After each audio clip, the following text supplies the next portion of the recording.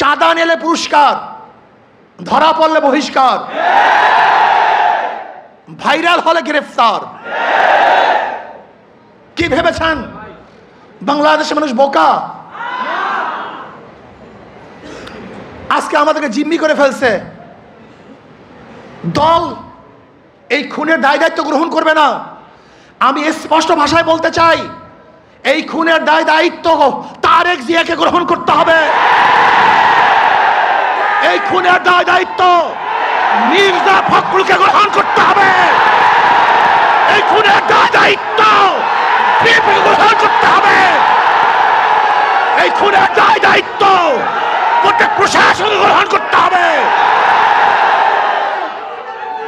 ইসলামী যুব আন্দোলন বাংলাদেশ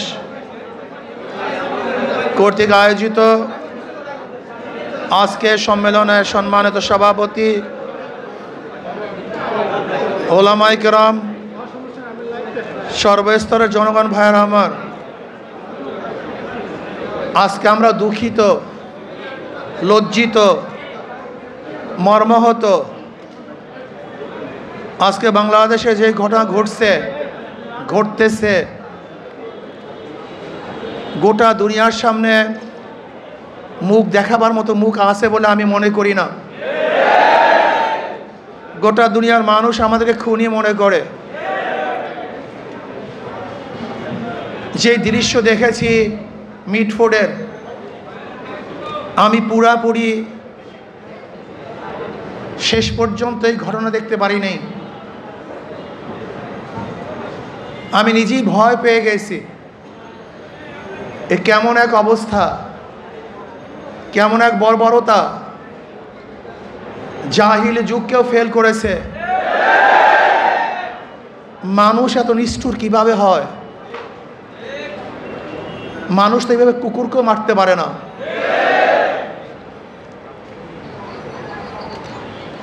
কয়েকদিন আগে ভোলা তজুমুদ্দিনে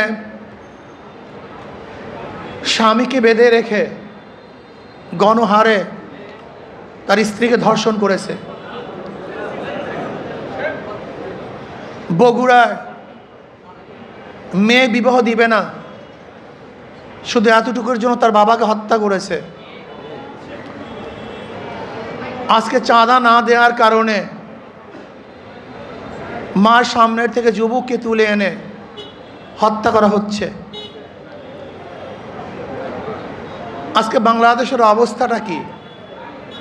মানুষ কেন রাজনীতি করে?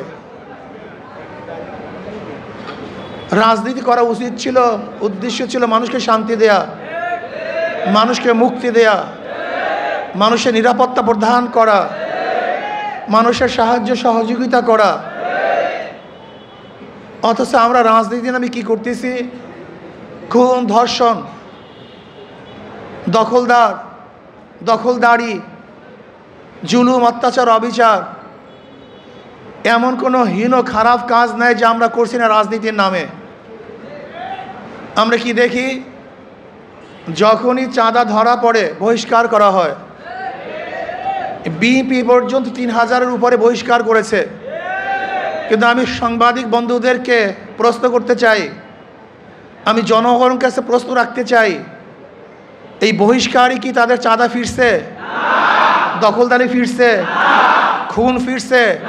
তার মানে বহিষ্কার কিছু না, আইওয়াশ, লোক দেখানো এক নিয়ম। তারা কি বলে? ব্যক্তি দোষ করলে দল সেই দোষের দায় দায়িত্ব গ্রহণ করবে না। আমি মনে করি আওয়ামী লীগ, বিএনপি দুর্নীতি ফ্যাক্টরি, খুনের ফ্যাক্টরি। আবরারকে কারা হত্যা করেছিল? যেই ছাত্রগুলি হত্যা করেছিল তারা মেধাবী ছাত্র বাংলাদেশের, কিন্তু এই ফ্যাক্টরিতে যাওয়ার পরে তার খুনি হয়েছে। আজকে হাজারো মেধাবীরা এই আওয়ামী লীগ, বিএনপি করার কারণে ওরা ধর্ষক হয়েছে, ওরা চাঁদাবাজ হয়েছে। এই দলগুলি এমন এক ফ্যাক্টরি, যদি ফেরেশতাও সেখানে ঢুকে আজাজিল হয়ে বের হবে। সৎ মানুষগুলি ঢুকলে চোর হয়ে বের হবে। যাদের হাতে রক্ত ছিল না, এই আওয়ামী লীগ বিএনপি করার পরে তাদের হাতের মধ্যে রক্তে রঞ্জিত হবে। যারা কোনো মেয়েদের দিকে তাকাতো না, এই দলগুলি করার পরে তারাই ধর্ষক হবে, জালেম হবে, অত্যাচারী হবে, তারাই টাকা পাচার করবে। এমন কোনো জায়গা নাই যেখানে চুরি হচ্ছে না, ডাকাতি হচ্ছে না, দখলদারি হচ্ছে না, চাঁদাবাজি হচ্ছে না। এই বরিশালের এমন কোনো স্থান দেখাতে পারবেন না যেখানে চাঁদাবাজি নাই। আমরা যা দেখছি চাঁদাবাজি যেগুলি আসছে, আপনারা জানেন মিটফুটে খুন হয়েছিল বুধবার, কিন্তু আপনারা যে সাংবাদিক, আমরা দুঃখিত, লজ্জিত, সবার বিবেক মরে গেছে। বাংলাদেশের বিবেক বলতে কিচ্ছু নাই। বুধবার এই ঘটনা ঘটছে, কোন সাংবাদিক এই ঘটনা প্রকাশ করতে পারে নাই, অথচ সবার মাঝে এই ঘটনা ঘটেছিল। নাই একজন বাংলাদেশের সাংবাদিক এই ঘটনা প্রকাশ করার মতো, নাই একজন পুলিশ কেস গ্রহণ করার মতো। আজকে এই মামলার যে বাদী, একজন মহিলা, তার সন্তান এখানে এসছে। এই যে তার সন্তান, সোহাগ মামলার এই বাদীর ছেলে, তার নিজের মুখে শুনেন মামলা দেওয়া হয়েছিল, কিন্তু পুলিশ মামলা গ্রহণ করে নাই, পুলিশ তার মামলা গ্রহণ করে নাই। আজকে পুলিশ ভিন্ন খাতে এই মামলাকে নেওয়ার জন্য ষড়যন্ত্র শুরু করছে। সব জায়গায় চাঁদাবাজি, শরিয়াতপুর বাস সব বন্ধ, শুনলাম আজকে তাদেরকে বহিষ্কার করা হয়েছে। অথচ আজকে আপনারা দেখেছেন প্রেস ব্রিফিংয়ে, সাংবাদিক সম্মেলনে ঊর্ধ্বতন কর্মকর্তাদের কাছে বারবার জানানো হয়েছে, কিন্তু না, যতক্ষণ পর্যন্ত সব জায়গায় প্রচার না হয়েছে ততদিন পর্যন্ত বহিষ্কার করা হয় নাই। চাঁদা নিলে পুরস্কার, ধরা পড়লে বহিষ্কার, ভাইরাল হলে গ্রেফতার। কি ভেবেছেন বাংলাদেশের মানুষ বোকা? আজকে আমাদেরকে জিম্মি করে ফেলছে। দল এই খুনের দায় দায়িত্ব গ্রহণ করবে না। আমি স্পষ্ট ভাষায় বলতে চাই, এই খুনের দায় দায়িত্ব তারেক জিয়াকে গ্রহণ করতে হবে। এই খুনের দায় দায়িত্ব মির্জা ফখরুলকে গ্রহণ করতে হবে। এই খুনের দায় দায়িত্ব বিএনপিকে গ্রহণ করতে হবে। এই খুনের দায় দায়িত্ব প্রত্যেক প্রশাসনকে গ্রহণ করতে হবে।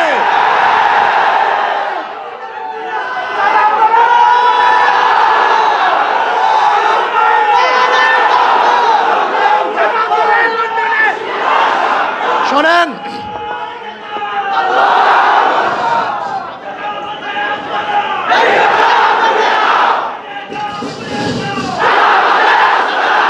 আমি মনে করি অবৈধ সন্তান জন্ম হওয়ার আগেই তার মৃত্যু কামনা করে। আজকে বিএনপি ক্ষমতা যাওয়ার আগেই তার পতন কামনা করে বাংলাদেশের মানুষ চায় না এই চাঁদাবাজ, দখলদার, খুনি, ধর্ষক, জালেমের গোষ্ঠী বাংলাদেশের মাঝখানে বসুক। বাংলাদেশের একজন মানুষ চায় না। আমি ঘুমাতে পারি নাই, ওই দৃশ্য দেখ, আল্লাহর কসম, আমি শুধু ওই দৃশ্যই আমার চোখের সামনে ভাসছিল। আমি বিশ্বাস করতে পারি নাই মানুষ শুধু জালেম কিভাবে হয়, এত অত্যাচার কিভাবে হয়। জালেমের গোষ্ঠী, খুনির গোষ্ঠী। শোনো, এক আবু সাইদের হত্যায় আওয়ামী লীগের মাসনাদকে ধ্বংস করে ফেলেছে। লিখে রাখো, 100 হত্যায় বিএনপির মাসনাদ তসনাদ হয়ে গেছে।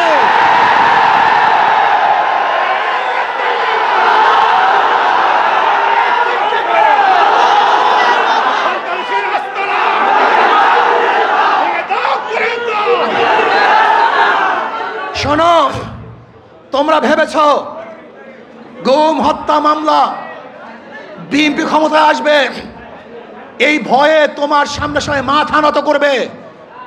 শিয়াল মাথা নত করতে পারে, ইঁদুর তোমার সামনে মাথা নত করতে পারে, লুবিরা তোমার সামনে মাথা নত করতে পারে, দুর্নীতিবাজরা তোমার পায়ের মধ্যে তৈল মাধ্যম করতে পারে। অবৈধ ক্ষমতার যারা স্বপ্ন দেখে তারা তোমার সামনে গিয়ে মাথা নত করতে পারে, কিন্তু বাঘ তোমার সামনে মাথা নত করবে না, সিংহ তোমার সামনে দুর্বল হবে না, আদর্শবান ব্যক্তিরা তোমাকে কোনো অবস্থাতেই পছন্দ করবে না। ভাইয়েরা আমার, আমি মানুষের বিবেক দেখছি। এই ঘটনা ঘটাবার পরেও বিবেকবান মানুষ যারা নিজেদেরকে শিক্ষিত দাবি করে, ওরা কিভাবে বিএনপি আওয়ামী লীগ করে আমার বুঝে আসে না। ওরা শিক্ষিত নয়, ওরা জ্ঞান পাপী। জ্ঞান পাপী ছাড়া এই দুর্নীতিবাজ ধর্ষক খুনিদের সাথে কোনো মানুষের সম্পর্ক থাকতে পারে না। আমি মনে করি এই আওয়ামী লীগ বিএনপি যারা করে তারা সবাই ধর্ষকের সমর্থক, খুনের সমর্থক, চাঁদার সমর্থক, দখলদারি সমর্থক। কোন ভদ্র মানুষ যাদের মধ্যে ভদ্রতা আছে, আদর্শবান যারা আদর্শ লালন করে, যারা জাতিকে মুক্তি দিতে চায়, এই বাংলাদেশকে গোটা দুনিয়ার সামনে উঁচু করতে চায়, তারা কোনো অবস্থাতে আওয়ামী লীগ বিএনপি করতে পারে না। আজকে আমরা বিবেক হারা হয়ে গেছি। যারা সাংবাদিক তারা বিবেক হারা, যারা বুদ্ধিজীবী বিবেক হারা, যারা প্রশাসক বিবেক হারা। এই বাংলাদেশকে নতুনভাবে করতে হবে, মানুষকে আদর্শবান করতে হবে। আমাদের উপায় নেই, পচে গেছি আমরা, আমরা দুর্গন্ধযুক্ত, আমরা নষ্ট। এদের সাথে যারা মিলবে তারা দুর্গন্ধযুক্ত হয়ে যাবে, এটা সংক্রমণ ব্যাধি হয়ে গেছে। এই দলগুলির মধ্যে যারা থাকে, যারা আসছে, একজন ভালো আদর্শ নিয়ে বের হতে পারে নাই। আমার যুবক বন্ধুকে বলবো, আদর্শবান হও, নীতিবান হও।